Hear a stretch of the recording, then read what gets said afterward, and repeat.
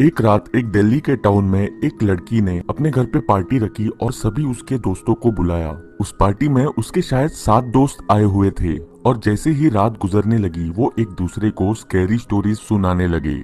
उसमें से एक लड़के ने कहा कि उसने ग्रेवयार्ड के अर्बन लेजेंड के बारे में सुना है और वो ग्रेवयार्ड जिस लड़की ने पार्टी दी है उसके घर के नजदीक ही था।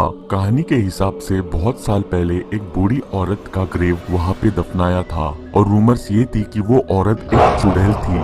कहा जाता है अगर रात को कोई उस चुड़ैल के ग्रेव पर खड़ा हो जाए तो वो चुड़ैल उसे ग्रेव के अंदर खींच लेती है और मार देती है। मैं कभी भी उस ग्रेवयार्ड के अंदर रात को नहीं जाऊंगा। उनमें से ही एक लड़के ने कहा, तुम सभी लोग पागल हो। हंसते हुए जिसने पार्टी दी थी उस लड़की ने कहा, ये जस्ट एक रूमर या सुपरस्टिशन है। मैं बिलीव नहीं कर सकती कि ये सारी चीजों पे तुम लोग बिलीव करते हो। जिस लड़के ने कहानी सुनाई थी वो उस लड़की की तरफ टर्न हुआ और गुस्से में देखने लगा और कहा, हाँ यहाँ पे अपने घर पे बैठ के ये सब कहना बहुत इजी है, लेकिन अगर तुम उस ग्रेवयार्ड में अकेली जाओगी तो तुम्हारा एटीट्यूड अलग होगा। मुझे कुछ फर्क नहीं पड़ता था।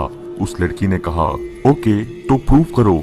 उस लड़के ने कहा, हम सभी उस ग्रेवयार्ड में जाएंगे, हम सब बाहर रुकेंगे और तुम अकेली अंदर चली जाना और उस विच के ग्रेव पर खड़ी रहना। किसी की ग्रेव मुझे नहीं डराती।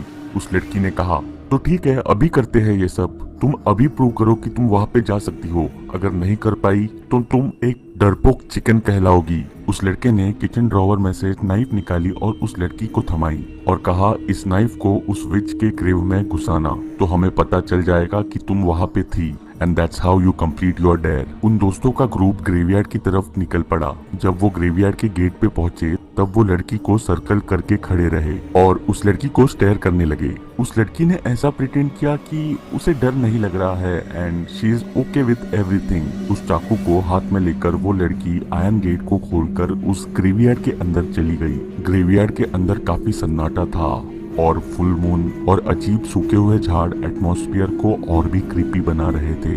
इवेंचुअली वो उस विच के ग्रेव के सामने आके खड़ी हुई। यहाँ पे डरने लायक कुछ भी नहीं है, उस लड़की ने खुद से कहा।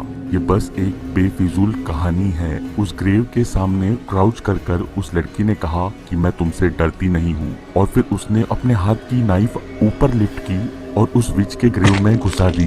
टेक दैट यू ओल्ड विच, उस लड़की ने कहा। वो लड़की वहाँ से टर्न करके निकलने ही वाली थी तभी उसे ऐसे लगा कि शायद उसे किसी ने पकड़ लिया हो। वो वहाँ से मूव नहीं कर पा रही थी।